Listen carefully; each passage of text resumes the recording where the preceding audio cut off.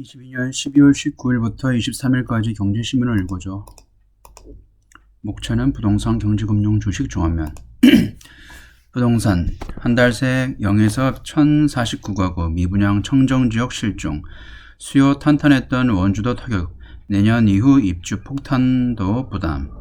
GTX 호재 의왕 499가구로 집값 하락하자 매수 사라져. 미분양 공포 전국 확산, 강원 원주시, 경기 의왕시 등 미분양 청정지역으로 꼽히던 지역에서 수개월 새 미분양 아파트가 급증하고 있다. 혁신도시 개발, 교통망 확충 등 호재로 지난해 다른 지역보다 큰 폭으로 뛰었던 집값이 금리 인상 여파로 올 하반기 급락세로 돌아서자 주택 매수자가 눈에 띄게 줄고 있다. 주택시장 호황기에 대고 착공한 주택 물량이 쏟아져 나오면 공급 과잉 우려가 확산하는 것도 악영향으로 미친 것으로 분석된다. 수도권 광역 급행철도 GTX 개통 호재로 지난해 전국에서 아파트값 상승률 1위를 기록한 의왕시에서도 미분양 공포가 빠르게 확산되고 있다. 2020년 5월 이후 2년 반 동안 미분양 주택은 한 채도 없었지만 지난 10월 499가구로 급증했다. 군산시도 미분양 주택이 늘어나고 있다. 빅5 규제, 7억두, 억장 무너진 과천, 광명, 최고가 대비 수억 원 급락, 서울, 과천, 성남, 하남, 광명 등 정부 규제 해제 지역서 배제. 타 지역보다 하락폭 날로 커져, 과천 센트리얼 프로지오 7억 하락.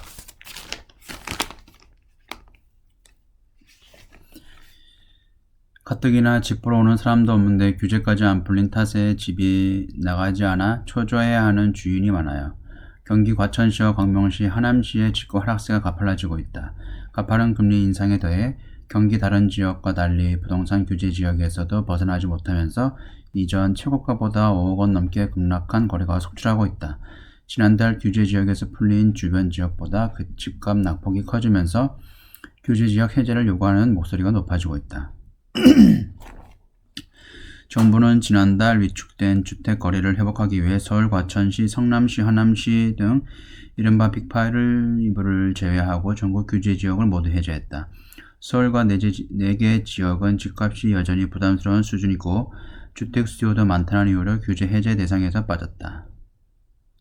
그 여파로 과천시 집값은 인근 지역보다 가파르게 떨어지고 있다. 하락률 1위 광명 새 아파트 분양가 하회.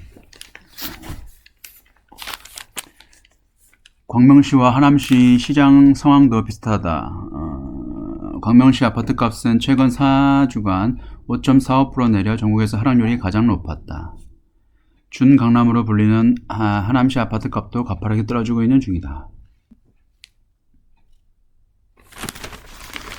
서원갑 국민은행 수석위원은 서울 구소수 지역을 제외하고는 규제를 과감하게 풀어 거래량을 회복시킬 필요가 있다고 말했다.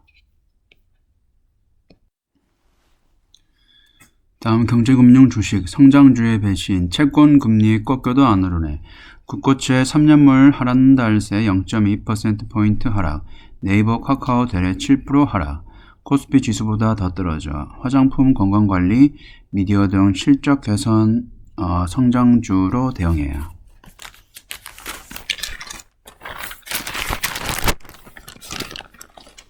미국 중앙은행이 긴축 속도를 조절할 것이라는 관측이 힘을 얻으면서 채권금리가 안정을 찾고 있다. 반면 그동안 금리 하락기에 강세를 보였던 성장주는 부진한 흐름을 이어가고 있다. 증권가에서는 실적 기대가 남아있는 성장주 중심으로 포트폴리오를 다시 짜야 한다는 조언이 나온다. 국내 대표 성장주인 네이버와 카카오는 5.99%, 7.33% 내렸다. 같은 기간 코스피 지수 마이너스 4.85%보다 부진한 성과다. 일반적으로 금리가 내리면 성장주에 긍정적으로 적용한다. 할인율을 의미하는 금리가 낮아질 경우 성장주의 높은 밸류에이션, 실적 대비 가치 수준이 정당화될 수 있기 때문이다. 또 금리 하락이 경기 침체의 공포를 반영하는 경우 성장의 희소성이 부각되면서 역사적으로 성장주가 강세를 보여왔다. 증권가에서는 최근 성장주 약세 원인으로 두 가지를 꼽았다. 먼저 국제금리 하락에도 성장 기업의 진짜 할인율을 의미하는 하이힐드 스프레드, 국채와 금리 차는 낮아지지 않았다는 분석이다. 강지현 SK증권 연구원은 에너지, 소재, 산업재 등 구경제 산업의 하이힐드 스프레드는 최근 하락한 반면 정보기술, 건강관리 등 성장주의 스프레드는 전업종 가운데 가장 높은 수준을 보이고 있다고 설명했다. 근본적 원인으로 성장주의 펀더멘털을 꼽는 지적도 나온다. 성장주의 실적 개선 기대가 낮아진 만큼 높은 밸류에이션을 정당화하기 어려웠기 때문이다. IT 소프트웨어 업종이 대표적이다. IT 소프트웨어 내년 상반기 매출 증가율은 유가증권 시장 26개 업종 가운데 하위 6기에 해당한다. 전문가들은 금리 하락기에 성장주를 무작정 매수하는 전략이 더 이상 통하기 어렵다고 보고 있다. 성장주 중에서도 옥석을 가려야 한다는 조언이다. 내년 실적 개선 기대가 남아있는 화장품, 건강관리, 미디어 등의 업종을 눈여겨볼 만하다는 분석이 나온다. 삼성증권은 삼성바이오로직스와 셀트리온 헬스케어를 최선호주로 꼽았다. 한국투자증권과 하나투자증권 등도 삼성바이오로직스를 탑픽으로 제시했다. 삼성바이오로직스는 내년 영업이익 컨센서스는 3개월 8,820억 원에서 현재 9,632억 원으로 9.2% 상향이 됐다. 12개월 PER은 87배에서 79배로 내려갔다. 2023년 삼바의 5공장 증설 계획이 구체화되는 해라면서 2023년은 금리 인상 둔화 시기에 기업 가치 상향은 성장주로 거듭나는 신호가 될 것이라고 말했다. 다음, 내년에 뜰 ETF는 신재생 로봇, K컬처 인프라, 내년 지수 추세적 상승 어려워 유망 테마 선별화 수익 달성. 올해 테마형 ETF는 평균 마이너스 20%, 게임, 인터넷, 메타버스, 반토막, 천연자원, 탄소 배출권만 선방.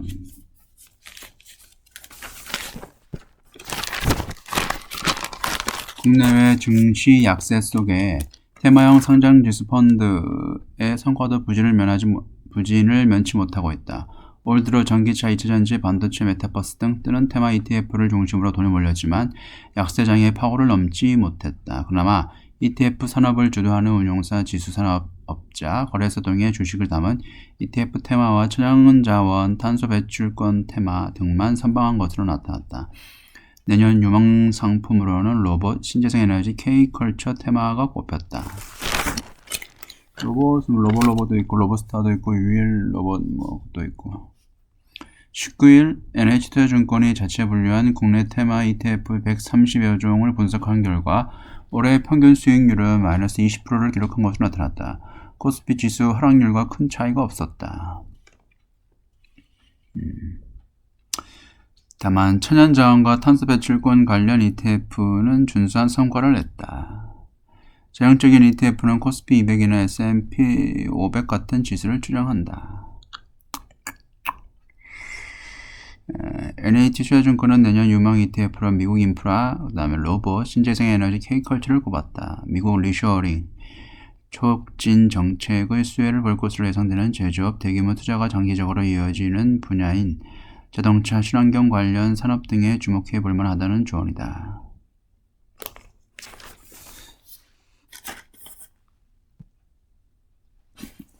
다음, 종합 급격한 엔저, 고물가 못 견딘 일본, 10년 고수한 금융 완화 결국 수정.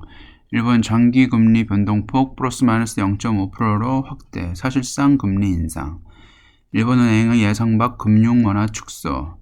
미국, 유럽 등 금리 잇따라 올리자 장기 금리 상한선 0.25%포인트 인상. 내년 4월 초 저금리 수정도 검토. 중국 4개월 연속 금리 동결. 경기 하강 속 미국과 금리 차 우려. 유동성은 이틀 연속 대량 공급. 일본, 중국 금리 정책에 아시아 증시 급락.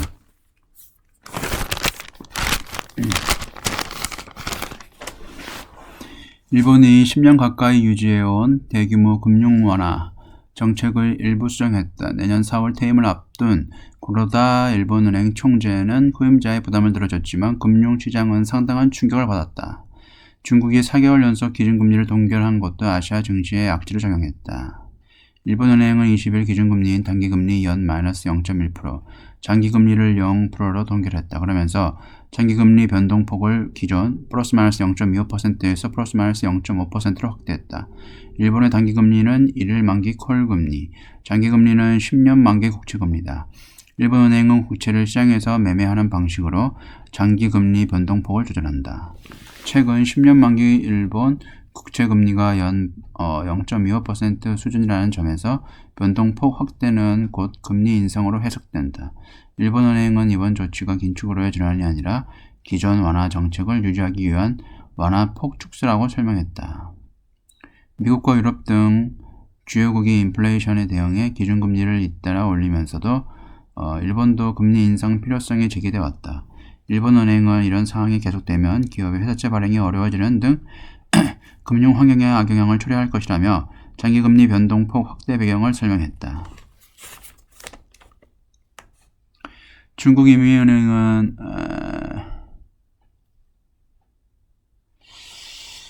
중국 특유의 기준금리인 대출 우대금리 LPR 12월 기준이 1년 만기 연 3.65%에서 5년 만기 연 4.3%로 집계됐다고 발표했다. 중국의 경기 하강 추세를 감안하면 기준금리 인하 등 적극적 통화 정책이 필요하다는 의견도 있다. 하지만 인민은행은 미국과의 금리 차이 확대 우려의 동결을 선택한 것으로 분석된다. 인민은행은 기준금리를 동결했지만 연말 연시 자금 수요에 대비해 유동성 공급이 늘고 있다.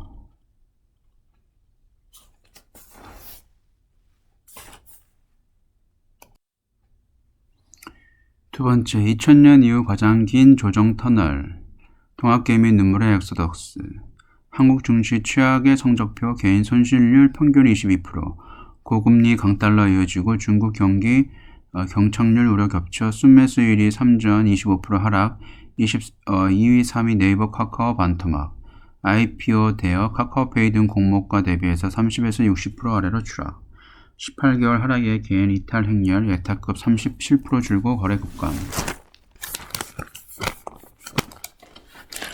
국내 증시가 2000년 이후 가장 긴 조정 터널을 지나고 있는 가운데 올해 개인 투자자의 평균 손실률이 22%에 달하는 것으로 나타났다.